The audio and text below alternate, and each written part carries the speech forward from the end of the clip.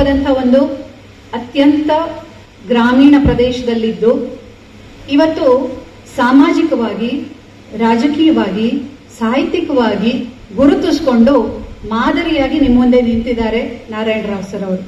ಅದಕ್ಕಾಗಿಯೇ ನೀವು ಅವರ ಪರಿಚಯವನ್ನ ಕೇಳುವಾಗ ಬಹುಶಃ ನೀವು ತಾಳ್ಮೆಯಿಂದ ಕೇಳಿದಿರಿ ಅಂದ್ರೆ ಗಮನಿಸಿರಬಹುದು. ಕೃಷಿಯಲ್ಲಿ ಸಾಧನೆ ಮಾಡಿದ್ದಾರೆ, ರಾಜಕೀಯವಾಗಿ ಸಾಧನೆ ಮಾಡಿದ್ದಾರೆ, ಹಲವಾರು ಸಮಾಜ ಕಾರ್ಯಗಳಲ್ಲಿ ತಮ್ಮನ್ನು ತಾವು ತೊಡಗಿಸಿಕೊಂಡಿದ್ದಾರೆ. ತಮಗೆ ಆದಾಯ ಆಗೋದಕ್ಕೆ ಕೃಷಿ ಇದೆ, ಅಷ್ಟಕ್ಕೆ ಸೀಮಿತ ಆಗಬಹುದು ಯಾವುದೇ ವ್ಯಕ್ತಿ. ಸಾಮಾನ್ಯವಾಗಿ ನಮಗೆ ನಾವು ಯಾರು ರಿಸ್ಟ್ರಿಕ್ಟ್ ಮಾಡ್ಕೊಳ್ತಾರೆ, ಲಿಮಿಟ್ ಮಾಡ್ಕೊಳ್ತಾರೆ, ಅವರೆಲ್ಲ ನೋಡುವಂಥದ್ದು ಸಂಬಳ ಎಷ್ಟು ಬರುತ್ತೆ ಅದರಿಂದ ನಮ್ಮ ಮನೆ ನಮಗೆ ಬೇಕಾದನ್ನ ನಡೆಸುವಂಥದ್ದು, ಇಷ್ಟಕ್ಕೆ ಸೀಮಿತ ಆಗ್ತಾರೆ. ಆದರೆ ಸಾಧಿಸಬಲ್ಲ ವ್ಯಕ್ತಿ they look beyond that limit, ಅದನ್ನ ಮೀರಿ ಯೋಚನೆ ಮಾಡ್ತಾರೆ.